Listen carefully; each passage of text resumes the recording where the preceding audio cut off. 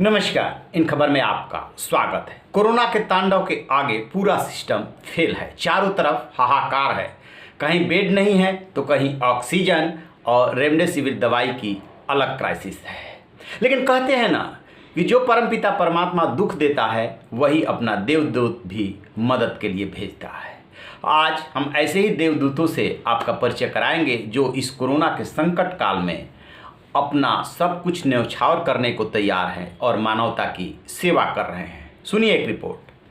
हर संकट के समय रियल हीरो की भूमिका निभाने वाले रतन टाटा को कौन नहीं जानता। जैसे ही ऑक्सीजन कमी के बारे में पता चला, उन्होंने राज्य सरकारों को अस्पतालों में रोज़ 200 से 300 टन लिक्विड मेडिकल ऑक्सीजन भेजना शुरू किया और साथ में 24 क्रायोजेनिक कंटेनर्स आयात करने का फैसला किया ताकि ऑक्सीजन को ले जाने में कोई दिक्कत न हो। ये हैं गौरव राय। इनको शायद आप नहीं जानते होंगे। पटना के रहने वाले हैं। उनके असली नाम से कम ही लोग जानते हैं। गौरव लोगों के बीच ऑक्सीजन मैन के नाम से फेमस हैं। गौरव ऑक्सीजन सिलेंडर के जरिए अब तक 950 से अधिक कोरोना पेशेंट्स की जान बचा चुके हैं। सुबह 5 बजे से ही अपनी कार में सिलेंडर रखकर घरों तक पहुंचाना शुरू कर देते हैं। यह काम दिन भर से लेकर के आधी रात तक चलता है। गौरव अपने इस नेक काम के लिए एक भी पैसा नहीं लेते हैं। वह पिछले 1 साल से एक दिन भी छुट्टी लिए बिना लगातार ये काम कर रहे हैं। ये है भारतीय जनता युवा मोर्चा की नेशनल इंचार्ज लीगल चारू प्रज्ञा। पिछली बार भी इन्होंने बढ़ चढ़ करके हिस्सा लिया था और इस बार भी इन्होंने हेल्पलाइन नंबर स्थापित की है। BJYM वॉलंटियर्स के फ़ोन पर कांटेक्ट हो रहे हैं और राज्य स्तर पर जिला और स्तर पर टीम बनाई गई है। सेंट्रलाइज गूगल डॉक्यूमेंट्स मैनेज किया जा रहा है, जिससे लगातार हर रिक्वेस्ट का फॉलोअप भी हो रहा है। चारू के मुताबिक पिछले साल हम कुछ न कुछ अपने स्तर पर मदद कर पा रहे थे क्योंकि तब माइग्रेंट्स की क्राइसिस थी, लेकिन इस बार इंस्टीट्यूशनल सपोर्ट चाहिए।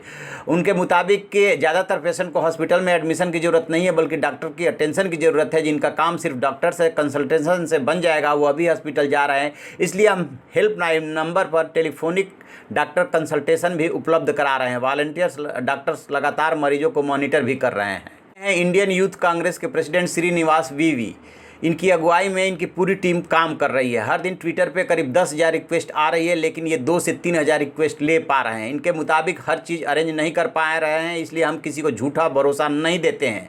हम उसी रिक्वेस्ट पर भरोसा दे रहे हैं जिसमें हम मदद कर पा रहे हैं। क्राइसिस के वक्त हर एक सेकेंड बहुत कीमती है। अगर हम लोगों को झूठा भरोसा देंगे तो वो कहीं और कोशिश नहीं करेंगे, इसलिए हम उसी रिक्वेस्ट को टच कर रहे हैं जहाँ हम मदद करने की स्थिति में हैं। आम आदमी पार्टी के विधायक दिलीप पांडे भी इस संकट काल में किसी से पीछे नहीं है।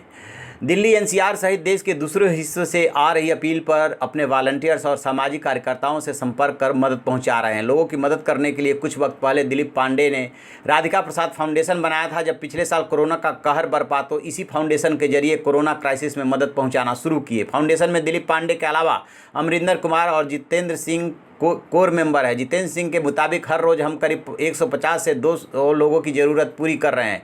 इसमें प्लाज्मा से लेकर दवाई और हॉस्पिटल बेड तक शामिल है। लगातार अलग अलग हॉस्पिटल में बेड का स्टेटस पता कर रहे हैं। प्लाज्मा डोनर्स से भी लगातार संपर्क कर रहे हैं और मदद पहुंचाने की पूरी कोशिश कर रहे हैं।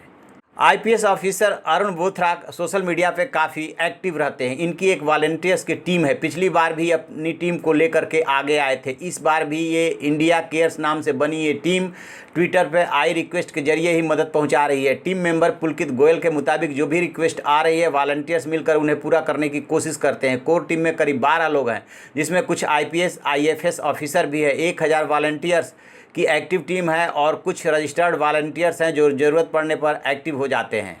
लखनऊ में कोरोना के कहर और नाउम्मीदी के अंधेरे के बीच में कई लोग ऐसे हैं जो रोशनी का दिया जलाए हुए हैं। कुछ युवाओं ने कोरोना से मरने वाले लोगों के शवों को सुपुर्द खाक करने का बीड़ा उठाया है। इसके लिए एक ग्रुप बनाया गया है। ग्रुप लीडर इमदाद ने बताया कि कोरोना से जान गंवाने वाले शवों को दफनाने में आज खून के रिश्ते ही हिचकिचा रहे हैं। इस माहौल में लोगों की मदद के लिए किसी को जिम्मा उठाना ही होगा, इसलिए हम लोग आगे आए हैं। 15 नौजवानों के इस ग्रुप में सआदतगंज निवासी काजिम रजा, बिजनौर के मेराज हुसैन, कश्मीरी मोहल्ला के मेहदी रजा, आसिर आगा मुख्य हैं। मेहदी बताते हैं कोरोना काल में उनका ग्रुप 65 शवों का अंतिम विदाई दे चुका है। इसमें कई लवारिस शव थे। शव पर मिले धार्मिक प्रतीक चिन्हों के आधार पर वे मृतक का उसके धर्म के अनुसार अंतिम संस्कार करवाते हैं। मायापुरी इंडस्ट्रियल एरिया में ऑक्सीजन बनाने वाले एक प्लांट के मालिक हैं अभिषेक गुप्ता। इन्होंने ज़रूरतमंदों के लिए अपने गेट खोल दिए हैं। यहाँ जो भी ज़रूरतमंद ऑक्सीजन लेने आ रहा है उसे निराश नहीं किया जा रहा है। बस प्लांट के पास ऑक्सीजन बनाने के लिए पर्याप्त माल मिलता रहा है। यही नहीं, अगर किसी ज़रूरतमंद के पास पैसे नहीं हैं तो उसका सिलेंडर फ्री में भरा जा रहा है। मायापुर इंडस्ट्रियल एरिया फेज़ 1 में यह प्लांट B93 में विनायक ऑक्सीजन के नाम से है, जहाँ प्लांट के मालिक अभिषेक तमाम ज़रूरतमंदों को ऑक्सीजन दे करके मदद कर रहे हैं। कोरोना प्रभावित शहरों में से लखनऊ मुख्य है।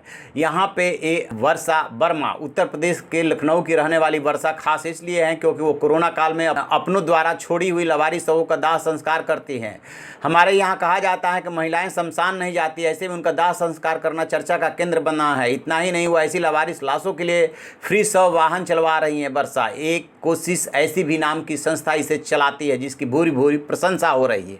तो जैसा कि आपने सुना किस तरीके से ये कोरोना वॉरियर्स तन मन धन से जिसके पास जो है वो न्यौछावर कर रहा है मानवता के लिए। जब पूरा सिस्टम सरकार मुंह चुरा रही है जिम्मेदारी निभाने से, या यूँ कहे कि जिम्मेदारी नहीं निभा पा रही है, तब ये निजी कैपेसिटी में जो कर सकते थे कर रहे हैं और इनका वायदा है कि आगे भी करते रहेंगे।